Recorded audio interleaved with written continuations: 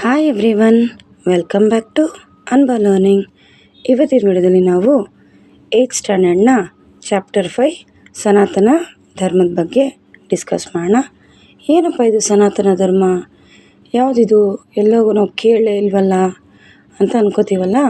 So ನಮ್ಮ ಹಿಂದೂ ಧರ್ಮನ್ನೇ ನಾವು ಸನಾತನ ಧರ್ಮ ಅಂತ ಕರಿತೀವಿ, ಓಕೆನಾ? ಸೊ ಇದ್ರ ಬಗ್ಗೆ ನಮಗೆ ಎಷ್ಟು ನಾಲೆಜ್ ಇದೆ, ಇದು ಯಾವ ರೀತಿ ಹುಟ್ಟಿತು, ಇದರ ಫೌಂಡರ್ ಯಾರು, ಹೇಗೆಲ್ಲ ಇದು ಡೆವಲಪ್ ಆಯಿತು, meaning and scope of Sanatana Dharma, uniqueness of Indian culture, fostering unity in diversity. So ಇಲ್ಲಿ ನಾವು ಸನಾತನ ಧರ್ಮದಲ್ಲಿ ಏನನ್ನು ಕಲಿತಿದ್ದೀವಿ ಅಂದರೆ, ಮೀನಿಂಗ್ ಅಂದರೆ ಏನು, ಅದೆಷ್ಟು ಸ್ಕೋಪ್ ಇದೆ ಅಂದರೆ ಅದೆಷ್ಟು ಡೆವಲಪ್ ಆಗಿದೆ ಅಂತ ಹೇಳ್ಬಿಟ್ಟು ಸನಾತನ ಧರ್ಮದ ಪ್ರಾಮುಖ್ಯತೆ ಏನು ಅಂತ ಇವಾಗ ತಿಳ್ಕೊಳ್ಳೋಣ. ಸೊ ನೋಡೋಣ. You would have heard this verse, ಓಂ ಸರ್ವೇ ಭವಂತು ಸುಖಿನಃ ಸರ್ವೇ ಸಂತು ನಿರ್ಮಾಯ ಸರ್ವೇ ಭದ್ರಾಣಿ ಪಶ್ಯಂತು ಮಾ ಕಷ್ಟೇ ದುಃಖ ಭಗವತ್ ಓಂ ಶಾಂತಿ ಶಾಂತಿ ಶಾಂತಿ. ಸೊ ಏನಪ್ಪ ಇದು? ಇದೊಂದು ಶ್ಲೋಕ ಅಲ್ವಾ? ಸೊ ಈ ಶ್ಲೋಕದ ಅರ್ಥ ಏನು, ಓಕೆನಾ? May all be happy, may all B free from worries and diseases, May every one C only goodness, may no one be sad, may all the living things in this world ever always have peace, prosperity, happiness. So ಇಲ್ಲಿ ನಮ್ಮ ಜನ ಎಲ್ಲರೂ ಸಹ ಸಂತೋಷದಿಂದ, ಯಾವುದೇ ರೀತಿಯ ತೊಂದರೆಗಳಿಲ್ಲದೆ, ಆರೋಗ್ಯ ಸಮಸ್ಯೆ ಇಲ್ಲದೆ ಎಲ್ಲರಿಗೂ ಒಳ್ಳೆಯದಾಗಲಿ, ಯಾರು ದುಃಖದಲ್ಲಿ ಇರೋದು ಬೇಡ ಅಂತ ಹೇಳ್ಬಿಟ್ಟು. Such beloved thoughts are foundation stones of Sanatana Dharma. The word Sanatana means most ancient, and it also stands for ever new, which means everlasting, eternal. ಅಂದರೆ ಸನಾತನ ಧರ್ಮ ಅನ್ನೋದು ತುಂಬ ಪುರಾತನವಾದದ್ದು ಮತ್ತು ನೆವರ್ ಎಂಡಿಂಗ್, ಯಾವುದೇ ರೀತಿ ಅದಕ್ಕೆ ಕೊನೆ ಅನ್ನೋದಿಲ್ಲ. ಈಗ ನೀವು ಬೇರೆ ಧರ್ಮ ತಗೊಳ್ಳಿ. ಸೊ ಆ ಬೇರೆ ಧರ್ಮದಲ್ಲಿ ಏನಾಗುತ್ತೆ ಅಂದರೆ, ಯಾರು ಅದನ್ನು ಫೋನ್ ಮಾಡಿದ್ದು, ಕ್ರಿಶ್ಚಿಯಾನಿಟಿ ತೊಗೊಂಡ್ರೆ ಅದನ್ನು ಜೀಸಸ್ ಕ್ರೈಸ್ಟ್ ಫೋನ್ ಮಾಡಿದ್ರು ಅಂತ ಹೇಳ್ತೀವಿ. ಇಸ್ಲಾಂ ತೊಗೊಂಡ್ರೆ ಪ್ರಾಫಿಟ್ ಮೊಹಮ್ಮದರು ಫೋನ್ ಮಾಡಿದ್ರು ಅಂತ ಹೇಳ್ತೀವಿ. ಆದರೆ ನಮ್ಮ ಸನಾತನ ಧರ್ಮ ಅಂದರೆ ಹಿಂದೂ ಧರ್ಮನ ಫೋನ್ ಮಾಡಿದವ್ರು ಯಾರು ಅಂತ ನಮಗೆ ಗೊತ್ತಾ? ಸೊ ಅದಕ್ಕೆ ಉತ್ತರನೇ ಇಲ್ಲ, ಯಾಕಂದರೆ ಅದಕ್ಕೆ ಫೌಂಡರ್ ಅನ್ನೋದು ಇಲ್ಲ ಅಲ್ವಾ? ಸೊ ಹಾಗಾಗಿ ಅದು ಕೊನೆ ಇಲ್ದಿರೋದು, ಅದಕ್ಕೆ ಆರಂಭವೂ ಇಲ್ಲ ಅಂತ್ಯನೂ ಇಲ್ಲ. ಅದೇ ನಮ್ಮ ಸನಾತನ ಧರ್ಮ. Sanatana Dharma was born and flourished in India. Today this has been understood as Hindu religion. ಹೇಳಿದ್ನಲ್ವಾ? ಸೊ ನಮ್ಮ ಸನಾತನ ಧರ್ಮ ನಾವು ಇವಾಗ ಏನಂತ ಕರಿತೀವಿ? ಹಿಂದೂ ರಿಲಿಜಿಯನ್ ಅಂತ ಕರಿತಿದ್ದೀವಿ. ಸೊ ಇದಕ್ಕೆ ಸೋರ್ಸಸ್, ಇದರ ಮೂಲಗಳು ಎಲ್ಲಿದೆ ಅಂತ ಹೇಳ್ಬಿಟ್ಟು, Shruti, Vedas are the main source of Sanatana Dharma ಅಲ್ವಾ? ಸೊ ವೇದಗಳಲ್ಲಿ 4 ವೇದ ಇದೆ. ಋಗ್ವೇದ, ಯಜುರ್ವೇದ, ಸಾಮವೇದ ಮತ್ತು ಅಥರ್ವಣ ವೇದ ಅಂತ. ಸೊ ಆ ವೇದಗಳೇ ನಮಗೆ ಮೂಲ. ಸೊ ವೇದ ಅಂದರೆ ಏನು ಹಾಗಾದರೆ? Veda means knowledge. The Veda are the most ancient and important text of the ancient religious literature of India. The Vedas are called Shrutis as the knowledge is heard and learned by the sages ಅಲ್ವಾ? So ಈಗ ನಾವು ಋಷಿ ಮುನಿಗಳ ಹತ್ರ ಹೋದರೆ, so ಅವರೆಲ್ಲ ಮಂತ್ರಗಳು ಮತ್ತು ಯಾವ ರೀತಿ ಜೀವನ ನಡೆಸಬೇಕು, ಹೇಗಿರಬೇಕು ಮನುಷ್ಯ, ಅವ್ರದ್ದೇ ಆದಂಥ ಒಂದು ಪದ್ಧತಿಗಳು, ಮತ್ತು ಊಟ ಹೇಗಿರಬೇಕು, ಮನುಷ್ಯ ಯಾವುದ್ರ ಮೇಲೆ ಆಸೆ ಇಟ್ಟಿರಬೇಕು, ಯಾವುದ್ರ ಮೇಲೆ ಆಸೆ ಇಟ್ಟಿರಬಾರ್ದು, ಈ ರೀತಿ ಪ್ರತಿಯೊಂದು ವಿಷಯವನ್ನು ಹೇಳ್ತಾ ಹೋಗ್ತಿರ್ತಾರೆ. ಸೊ ಅದೆಲ್ಲ ಅವ್ರು ಎಲ್ಲಿಂದ ಕಲಿತಾರೆ? ವೇದಗಳಿಂದ ಕಲಿತಾರೆ. The knowledge has been passed on through the tradition of guru shishya without the help of a script. Script ಅಂದರೆ ಇಲ್ಲಿ ಯಾವುದೇ ರೀತಿಯ ಬರವಣಿಗೆ ಇಲ್ದಿರೋದು. ಈಗ ನಾವು ಬುಕ್ಸ್ ನೋಡಿ ಓದ್ತೀವಿ ಮತ್ತು ಕಲಿತೀವಿ, ಆದರೆ ಆಗಿನ ಕಾಲದಲ್ಲಿ ಯಾವುದೇ ರೀತಿ ಬುಕ್ಸ್ ಇರಲಿಲ್ಲ. ಸೊ ಒಂದು ಗುರು ತನ್ನ ಶಿಷ್ಯನಿಗೆ ಅವರು ಕಲಿತಿದ್ದ ವಿದ್ಯೆಯನ್ನು ದಾರೆ ಎರಿತಾರೆ. ಈಗ ನಿಮ್ಮ ಮನೆಗಳೆಲ್ಲ ನೋಡಿ, ಇವಾಗ ಅಜ್ಜಿ ತಾತ ತುಂಬ ವಯಸ್ಸಾದವರು ಯಾರ್ದು ಇದ್ದರೆ, ಇದು ಮಾಡಬೇಡ ಅದು ಮಾಡಬೇಡ ಅಂತ ಹೇಳ್ತಾರೆ, ನೋಡಿದ್ದೀರಲ್ವ? ಅದು ಗಂಡು ಮಕ್ಳಿಗಾದರೂ ಆಗಿರ್ಬೋದು, ಹೆಣ್ಮಕ್ಳಿಗಾದರೂ ಆಗಿರ್ಬೋದು. ನಾವು ಹೋಗ್ಬಿಟ್ಟು ಯಾಕೆ ಅಂತ ಕೇಳಿದ್ರೆ, ನಂಗೆ ಅದೆಲ್ಲ ಗೊತ್ತಿಲ್ಲ, ನಮಗೆ ನಮ್ಮ ಹಿರಿಯರು ಹೇಳಿದ್ರು ಅದಕ್ಕೆ ನಾವು ಹೇಳ್ತಿದ್ದೀವಿ ಅಂತ ಹೇಳ್ತಾರೆ. ಅಲ್ವಾ. ಸೊ ಅಂದರೆ ಅಲ್ಲಿ ಯಾವುದೇ ರೀತಿಯ ಮೂಲಗಳಿಲ್ಲ, ಯಾವುದೇ ರೀತಿಯ ಎವಿಡೆನ್ಸ್ ಅನ್ನೋದು ಇಲ್ಲ. ಸೊ ಅದೇ ರೀತಿಯೇ ನಮ್ಮ ಸನಾತನ ಧರ್ಮಕ್ಕೆ ಯಾವುದೇ ರೀತಿಯ ಮೂಲಗಳು ಇಲ್ಲ. The abundant knowledge of the Veda available in the ancient times could not be learned or taught to the students in one's lifetime. So sage Krishna Vaidyapan categorized the immeasurable cluster of the Vedas. Vyasa in Sanskrit also means to classify, and hence he was called as Veda Vyasa, the one who classified the Vedas. So ನಮ್ಮ ವೇದಗಳು ಹೇಳಿದ 4 ವೇದ ಅಂತ ಹೇಳ್ಬಿಟ್ಟು, so ಅಷ್ಟು ವೇದಗಳನ್ನು ಒಂದು ಶಿಷ್ಯ ಅಂದರೆ ಒಂದು ಸ್ಟೂಡೆಂಟು ಅವರ ಗುರುಗಳಿಂದ ಕಲಿಯೋಕ್ಕೆ ಪೂರ್ತಿ ಅವರ ಜೀವನನೇ ಸಾಕಾಗ್ತಿರ್ಲಿಲ್ವಂತೆ. ಅಂದರೆ ನಮ್ಮ ಸನಾತನ ಧರ್ಮ ಮತ್ತು ನಮ್ಮ ವೇದಗಳು ಎಷ್ಟು ಇದೆ ಅಂತ ಹೇಳ್ಬಿಟ್ಟು ನಮಗೆ ಆಶ್ಚರ್ಯ ಆಗುತ್ತಲ್ವಾ. ಸೊ ಹಾಗಾಗಿ ಇಲ್ಲಿ ವ್ಯಾಸನವ್ರು ಏನು ಮಾಡ್ತಾರೆ ಅಂದರೆ, ಈಸಿಯಾಗಿ ಅರ್ಥ ಆಗಲಿ, ಎಲ್ಲ ಜನಕ್ಕದು ಸೇರಲಿ, ಅಥವಾ ಸ್ಟೂಡೆಂಟ್ ಯಾರು ರೀಡ್ ಮಾಡ್ತಿದ್ದಾರೋ ಅದನ್ನು ಸ್ಟಡಿ ಮಾಡ್ತಿರೋ ಅವ್ರಿಗೂ ಸ್ವಲ್ಪ ಸುಲಭ ಆಗಲಿ ಅಂತ ಹೇಳ್ಬಿಟ್ಟು ಅದನ್ನು ಕ್ಲಾಸಿಫೈ ಮಾಡ್ತಾರಂತೆ. ಸೊ ಅದೇನಂತ ಮಾಡ್ತಾರೆ, the 4 Vedas available todays are Rigveda, Yajurveda, Samaveda and Atharvana Veda. Each Veda again 4 Skandhas are divisions. So ನಮ್ಮ ಸನಾತನ ಧರ್ಮವನ್ನು 4 ವೇದಗಳಾಗಿ ಡಿವೈಡ್ ಮಾಡ್ತಾರೆ, ಮತ್ತು ಅದರಲ್ಲೂ ಸಹ ಸ್ಕಂದಗಳು ಅಂತ ಹೇಳ್ಬಿಟ್ಟು ಆ ವೇದಗಳನ್ನು ಮತ್ತೆ ಡಿವೈಡ್ ಮಾಡ್ತಾರೆ. ನೆಕ್ಸ್ಟ್ ಸಂಹಿತ. ಓಕೆನಾ. So these are the mantras praising the natural elements after giving them human embodiment. These are mentioned with different poetical meters. The Samhita also contain hymns of different deities. ಓಕೆನಾ. ಸೊ ಈ 4 divisions Skanda's ಅಂತ ಹೇಳಿದ್ನಲ್ಲ, so ಅದೇ ಇದು. So ಅದನ್ನು ಏನಂತ ಹೇಳ್ತಿದ್ದಾರೆ ಅಂದರೆ ಸಂಹಿತ.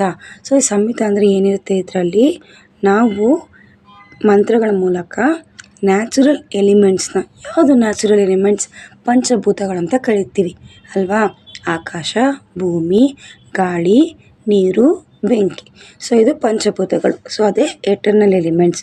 ಸೊ ಅದನ್ನು ಹ್ಯೂಮನ್ ಅವರು ಯಾವ ರೀತಿ ಅದನ್ನು ಅಳವಡಿಸ್ಕೊಂಡಿದ್ದಾರೆ ಮತ್ತು ಅದಕ್ಕೆ ಎಷ್ಟು ಮಹತ್ವ ಕೊಟ್ಟಿದ್ದಾರೆ ಅನ್ನೋದನ್ನು ನಾವು ಪದ್ಯಗಳ ಮೂಲಕ, ಶ್ಲೋಕಗಳ ಮೂಲಕ ಹೇಳ್ತೀವಿ.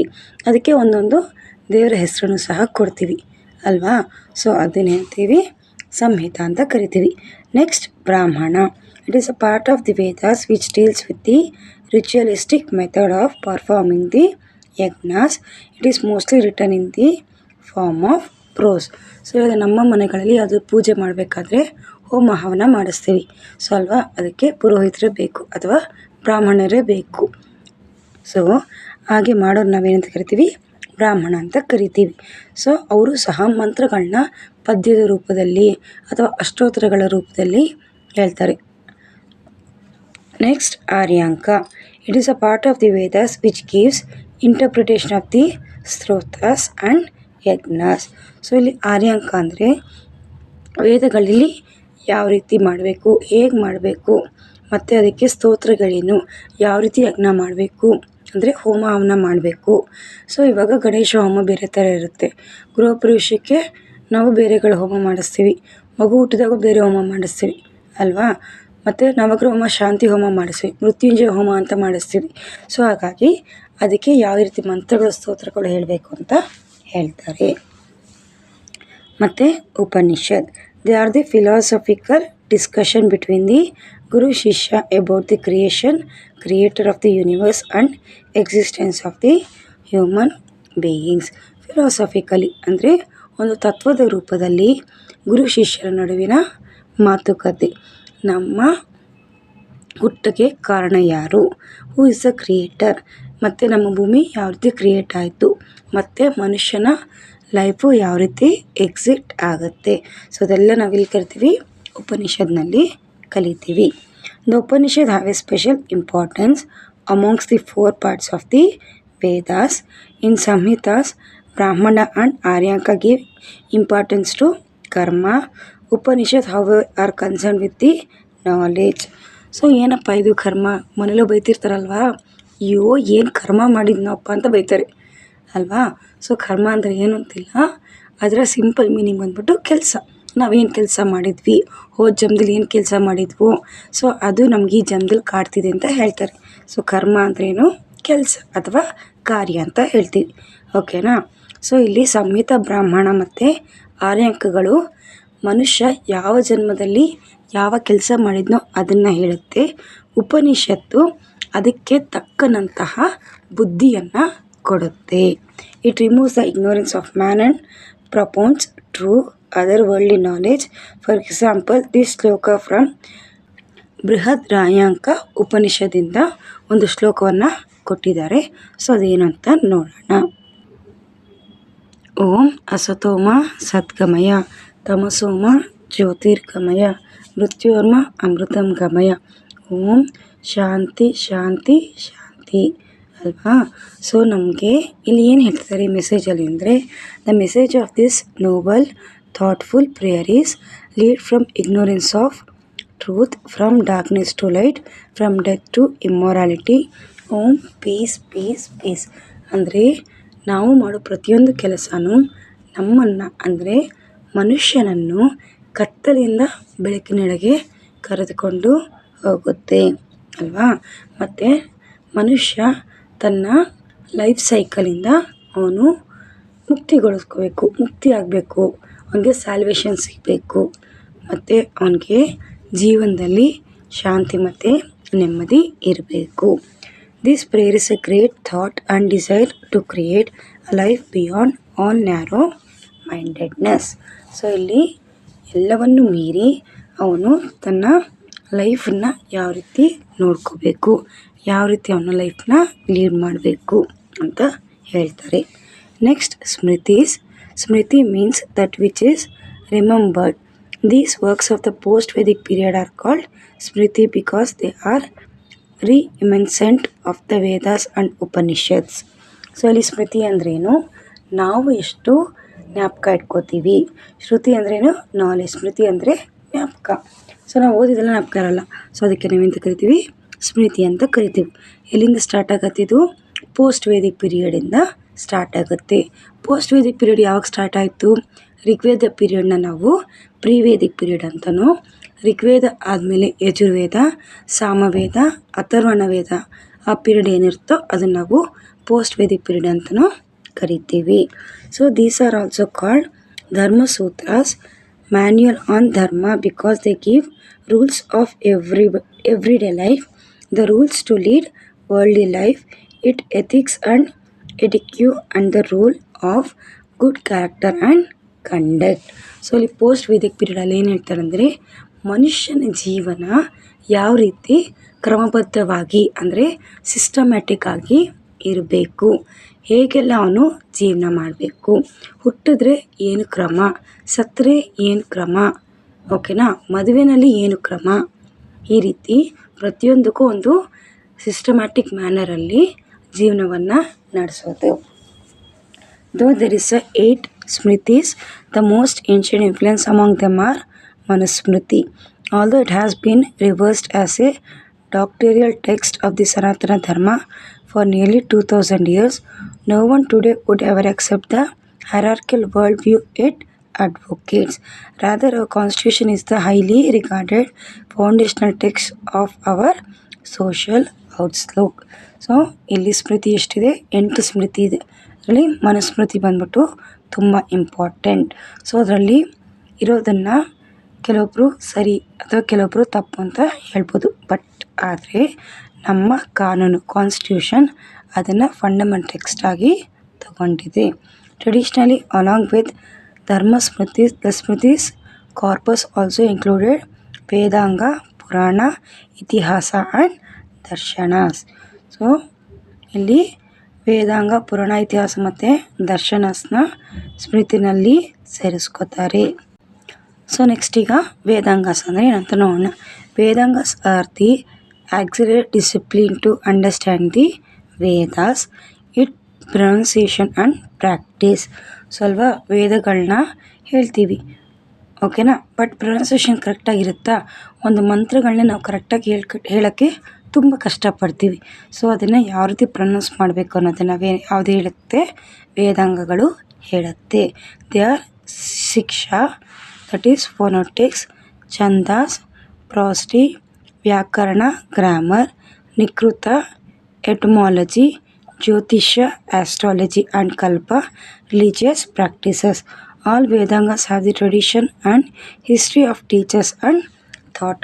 ಸೊ ಇಲ್ಲಿ ಪ್ರತಿಯೊಂದು ಸಹ ಗುರುಗಳ ಸಹಾಯದಿಂದ ಮಾತ್ರ ಕಲಿಯೋಕ್ಕೆ ಸಾಧ್ಯ. ಇತಿಹಾಸ and Puranas. Ramayana and Mahabharata are the two great epics of India. The epics contain numerous discussions, stories and sub-stories which answer our question with regard to moral and religious practices. So ಅಲ್ವಾ, ನಮಗೆ ರಾಮಾಯಣ ಮಹಾಭಾರತ ಜೀವನದ ಪ್ರತಿಯೊಂದು ಪಾಠವನ್ನು ಅಲ್ಲಿ ತೋರಿಸ್ತಾರೆ. So ಅತಿಯಾಸೆ ಆದರೆ ಏನಾಗುತ್ತೆ ಅಂತ ಹೇಳ್ಬಿಟ್ಟು, ರಾಮಾಯಣದಲ್ಲೇ ಆಗಲಿ ಮಹಾಭಾರತದಲ್ಲೇ ಆಗಲಿ ಅದು ಎಷ್ಟು ದೊಡ್ಡ ಅಳಿವಿಗೆ ಕಾರಣ ಆಗುತ್ತೆ ಅಂತ, ಮತ್ತು ಧರ್ಮದ ಮಾರ್ಗ ಹೇಗೆ ಅಂತ ಅದರಲ್ಲಿ ತೋರಿಸ್ತಾರೆ. Even to this today, these epics are guiding lights for good values. Ramayana and Mahabharata have been retold in many ways in the Indian languages. The 18 Puranas and the equal number of Upapuranas contain stories of devatas, genealogy of kings, the rules and rituals of worship, and instruction and guidelines to worship. So ಅಲ್ಲಿ ರಾಮಾಯಣ ಮಹಾಭಾರತದಲ್ಲಿ ಏನಿದೆ, ಪುರಾಣ ಮತ್ತು ಉಪಪುರಾಣ ಇದೆ. So ಅದು ಯಾವುದ್ರ ಬಗ್ಗೆ ಹೇಳುತ್ತೆ, ದೇವರುಗಳ ಬಗ್ಗೆ, ದೇವತೆಗಳ ಬಗ್ಗೆ, ಮತ್ತು ಕಿಂಗ್ಸ್, ರೂಲ್ಸ್ ಆ್ಯಂಡ್ ರೆಗ್ಯುಲೇಷನ್, ನಾವು ಯಾವ ರೀತಿ ಪೂಜೆ ಮಾಡಬೇಕು, ಸೊ ಪ್ರತಿಯೊಂದನ್ನು ಸಹ ಅದು ಹೇಳುತ್ತೆ. Next, Darshanas. Darshanas are the pillars of the Indian philosophy. The 6 major Darshanas are Nyaya, Vaisheshika, Samkhya, Yoga, Purva Mimamsa and Uttara Mimamsa. So ಇದು ಇಂಡಿಯನ್ ಫಿಲಾಸಫಿ ಪಿಲ್ಲರ್ಸ್ ಅಂತ ಹೇಳ್ತಾರೆ. ಓಕೆನಾ. ಸೊ ಅಲ್ಲಿ ನ್ಯಾಸ, ಸಾಂಖ್ಯ, ಯೋಗ, ಪೂರ್ವ ಮೀಮಾಂಸಾ ಮತ್ತು ಉತ್ತರ ಮೀಮಾಂಸಾ, ವೈಶಿಕ, ಸೊ ಇದೆಲ್ಲನೂ ಇಂಡಿಯನ್ ಫಿಲಾಸಫಿಗೆ ಒಂದು ಪಿಲ್ಲರ್ ಇದ್ದಾಗೆ. These are classified into broad groups, the Astika and Nastika group. The Asya group accept the authority of the Vedas, whereas Nastika group does not accept their authority. Jainism, Buddhism and Charvaka are the non-Vedic Nastika group of Darshanas, while the rest are the Astika Darshanas. So Jainism, Buddhism ಮತ್ತು ಚಾರ್ವಾಕ ಅನ್ನೋರು ನಾಸ್ತಿಕಾಸ್, ಆಸ್ತಿಕರು ಮತ್ತು ನಾಸ್ತಿಕರು ಅಂತ ಹೇಳ್ತೀವಿ, ಕೇಳಿರ್ಬೋದಲ್ವಾ. So ಇಲ್ಲಿ ಆಸ್ತಿಕರು ಅಂದರೆ ಯಾರಂದರೆ ನಮ್ಮ ಸನಾತನ ಧರ್ಮದಲ್ಲಿ ಏನಿದೆಯೋ ಅದನ್ನು ಒಪ್ಪಿದವರು, ದೇವರ ಮೇಲೆ ನಂಬಿಕೆ ಇರುವವರು. ಮತ್ತು ನಾಸ್ತಿಕಸ್ ಅಂದರೆ ಯಾರು, ದೇವರ ಮೇಲೆ ನಂಬಿಕೆ ಇಲ್ದಿರೋ ಅಂತ ಹೇಳ್ತಾರೆ. ಈ ಜೈನಿಸಮ್, ಬುದ್ಧಿಸಮು ಇದು ನಾನ್ ವೇದಿಕ್ ಪೀರಿಯಡ ನಾಸ್ತಿಕರ ಗ್ರೂಪ್ಗೆ ಸೇರಿದವರು. Next, worship of idols. In the Vedas, Brahma is considered dualistically as saguna and nirguna, having Nama, that is name, Rupa, form is Saguna, and having no name and forms is. The worship of the deities bearing names and forms is found in the Vedas itself. Agama Sahitya, which accepted Vedas and grew into theistic branch, gave scope to the worship of idols. Vaishnava, Shaiva and Shakta are the 3 major schools of Agama traditions. So ಇಲ್ಲಿ ಬ್ರಹ್ಮನ ಬಗ್ಗೆ ಹೇಳಿದ್ದಾರೆ. ಓಕೆನಾ. So ಇಲ್ಲಿ ಬ್ರಹ್ಮ ಸಗುಣ ಮತ್ತು ನಿರ್ಗುಣ. So ಇಲ್ಲಿ ಬ್ರಹ್ಮ ನಮಗೆ ಹೇಳ್ತೀವಿ, ಬ್ರಹ್ಮ ವಿಷ್ಣು ಮಹೇಶ್ವರ ಅವರು ನಮ್ಮ ಹುಟ್ಟು ಸಾವಿಗೆ ಮತ್ತು ನಮ್ಮನ್ನು ಕಾಪಾಡೋ ಕೆಲಸ ಮಾಡ್ತಾರೆ ಅಂತ ಹೇಳ್ಬಿಟ್ಟು, ಮತ್ತು ಅವರಿಗೆ ಒಂದು ಹೆಸರು, ರೂಪ ಇವೆಲ್ಲವನ್ನು ಎಲ್ಲಿಂದ ಕೊಟ್ಟಿದ್ದೀವಿ, ವೇದಗಳ ಕಾಲದಿಂದನೇ ಕೊಟ್ಟಿದ್ದೀವಿ. ಸೊ ಅದನ್ನು ಮತ್ತೆ ಬೇರೆಯವರು ಬೆಳೆಸ್ಕೊಂಡು ಹೋಗಿದ್ದಾರೆ. ವೈಷ್ಣವ, ಶೈವ ಆ್ಯಂಡ್ ಶಕ್ತ ಆದ 3 ಮೇಜರ್ ಸ್ಕೂಲ್ಸ್ ಆಫ್ ಆಗಮ ಟ್ರೆಡಿಷನ್. ಹೇಳೋದನ್ನ ಬ್ರಹ್ಮ ವಿಷ್ಣು ಮಹೇಶ್ವರ ಅವ್ರನ್ನ ಆಗಮ ನಮ್ಮ ಪದ್ಧತಿಗಳಲ್ಲಿ ನಾವು ಅಳವಡಿಸ್ಕೊಂಡು ಬಂದಿದ್ದೀವಿ. Consisting of such vast and diverse sources, Sanatana Dharma basically accept the pluralism in principle. It rewards diversity and permits difference of opinion ಅಲ್ವಾ.